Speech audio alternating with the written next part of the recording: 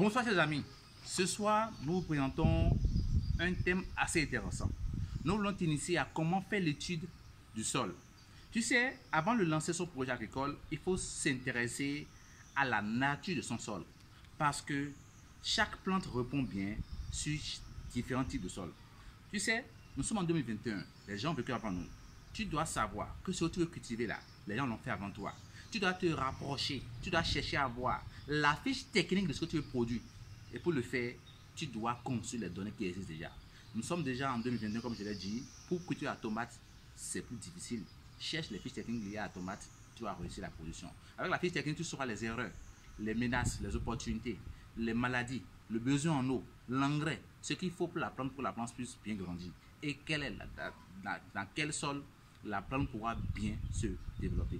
Alors les amis, ce soir, il s'agit pour nous de vous présenter comment faire l'étude d'un sol, c'est-à-dire on va vous initier à la technologie qu'il faut pour pouvoir réussir à faire forcément l'étude de votre sol sans faire recours à un cabinet.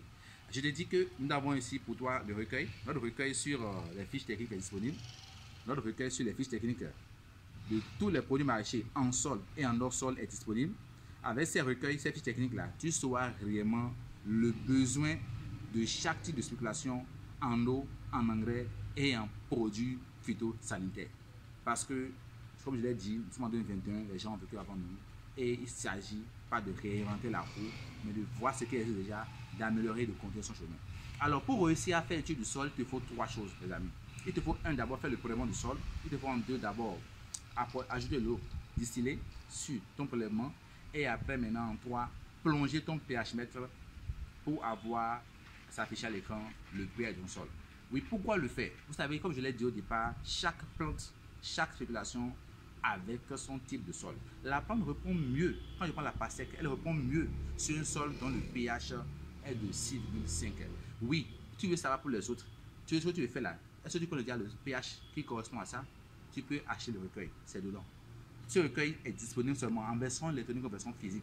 C'est à 5100 francs. En version électronique, partout, via nos réseaux. Écris-nous en commentaire, tu l'auras. Ou bien, si tu es au Bénin, tu peux te rapprocher de notre centre pour l'acheter en version physique. La version physique est à 10 000. Nous allons rapidement continuer l'émission en vous révélant ce soir comment est-ce qu'on peut faire l'étude du sol sans faire recours à un cabinet d'expertise. Allons-y, s'il vous plaît. Alors, on sait bien, pour faire l'étude du sol, il faut d'abord faire le prélèvement. J'ai pris ce sol-là, voyez-vous. C'est un sol comme ça, simple, je l'ai pris comme ça. Je prends de côté encore, je prends un petit gobelet. Je prends ce sol aussi. Bon, je prends la partie mouillée pour qu'il y ait deux trucs là. Merci beaucoup. Alors, j'ajoute de l'eau distillée. L'eau distillée se vend dans les quincailleries, dans les magasins, dans les supermarchés. Ou bien, si tu as l'eau de la climatisation, ouais, quand il y a climatisation dans les bureaux là, souvent ils mettent quelque part un bidon pour recueillir l'eau là, il y a des clims là. C'est aussi l'eau distillée, donc tu peux l'utiliser. Ou bien tu peux l'acheter dans le magasin. Tu ajoutes un peu à ton sol.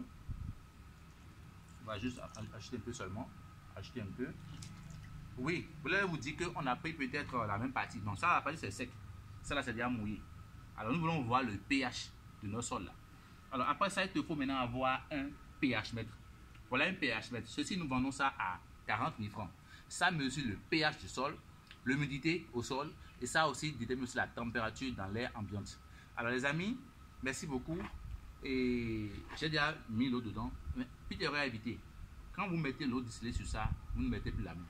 La présence de votre main sur ça va changer le pH du sol. Parce que la main aussi, naturellement, il y a des gens qui sont alcalins, d'autres sont acides. Bon, vice ça. Alors donc, je pose mon pH mètre à l'intérieur de ma solution. Regardez bien. Je pose ça à l'intérieur. Et j'appuie maintenant, j'allume mon pH. Là, c'est sûr, il y a la température. Regardez bien, c'est sur la température. J'amène ça sur maintenant le pH. Ça me donne un pH qui est combien? Regardez bien. Le pH ici est 7. Ça veut dire que ce sol est neutre. Si je mets n'importe quelle plante dedans, la plante facilement va absorber les nutriments dont on va lui apporter et ça va facilement agir sur la croissance de la plante. Je clique ici, regardez bien. Je viens ici, je mets ça maintenant, si vous voulez, dans ce sol-là, ce bocal-là, regardez bien. Et on pour voir. Regardez très bien. Toujours 7. Alors, on peut conclure que ici déjà, notre milieu ici est un milieu neutre. Par exemple, laquelle nous avons cultivé, nous plantons la tomate sur ce sol que vous voyez. Mais par contre, nous allons aller ailleurs, vous allez voir. la variation. Allons-y, s'il vous plaît. Salut à toi.